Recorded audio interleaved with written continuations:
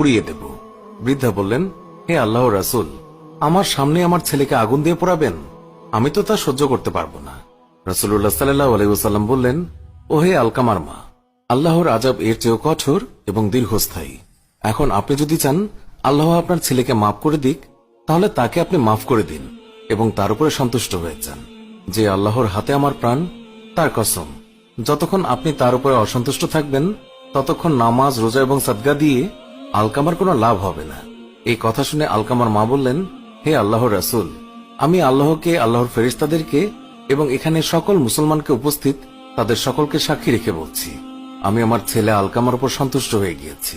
রাসূলুল্লাহ সাল্লাল্লাহু আলাইহি ওয়াসাল্লাম বললেন, ও হে বিলাল, এবার আলকামার কাছে যাও, দেখো সে লা ইলাহা ইল্লাল্লাহু বলতে পারে কিনা।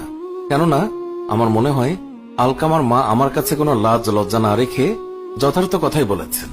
হযরত বিলাল রাদিয়াল্লাহু তাআলা আনহু তৎক্ষণাৎ গেলেন।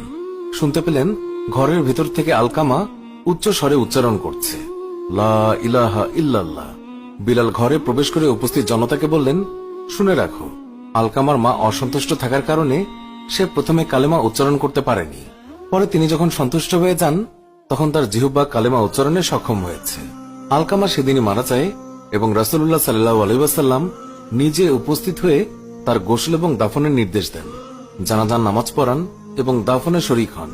এবং তার কবরে দাঁড়িয়ে রাসূলুল্লাহ সাল্লাল্লাহু আলাইহি ওয়াসাল্লাম বললেন, হে আনসার এবং মুজাহিদগণ, যে ব্যক্তি মায়ের উপর স্ত্রীকে অগ্রাধিকার দেয় তার উপরে আল্লাহ, ফেরেশতাগণ এবং সকল মানুষের অভিসম্পাত। আল্লাহ তার পক্ষে কোনো সুপারিশ কবুল করবেন না। কেবল তওবা করে ও মায়ের প্রতি সদ্ব্যবহার করে তাকে সন্তুষ্ট করলেই নিস্তার পাওয়া যাবে। মনে রাখবে, মায়ের সন্তুষ্টিতেই আল্লাহর সন্তুষ্টি এবং মায়ের অসন্তুষ্টিতেই আল্লাহর অসন্তোষ। এমনকি পিতামাতা বিধর্মী হলেও তাদের সঙ্গে সদ্ব্যবহার করতে হবে।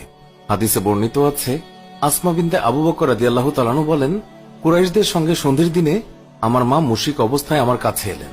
আমি রাসূলুল্লাহ সাল্লাল্লাহু আলাইহি ওয়াসাল্লামকে জিজ্ঞাসা করলাম, আমি কি তার সঙ্গে সদ্ব্যবহার করব?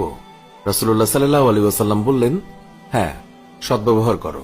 হযরত আবু উমামা রাদিয়াল্লাহু তাআলা আনহু বর্ণনা করেছেন, এক ব্যক্তি রাসূলুল্লাহ সাল্লাল্লাহু আলাইহি ওয়াসাল্লামকে তিনি জিজ্ঞাসা করলেন, সন্তানের উপরে পিতামাতার হক কি? উত্তরে বিশ্বনবী বললেন, তারা উভয়ই তোমার জান্নাত এবং জাহান্নাম। অর্থাৎ যারা পিতামাতার প্রতি যথাযথ দায়িত্ব পালন করবে তারা সফল কাম হবে, আর যারা অবাধ্যতায় লিপ্ত হবে তাদের জন্য লাঞ্ছনা।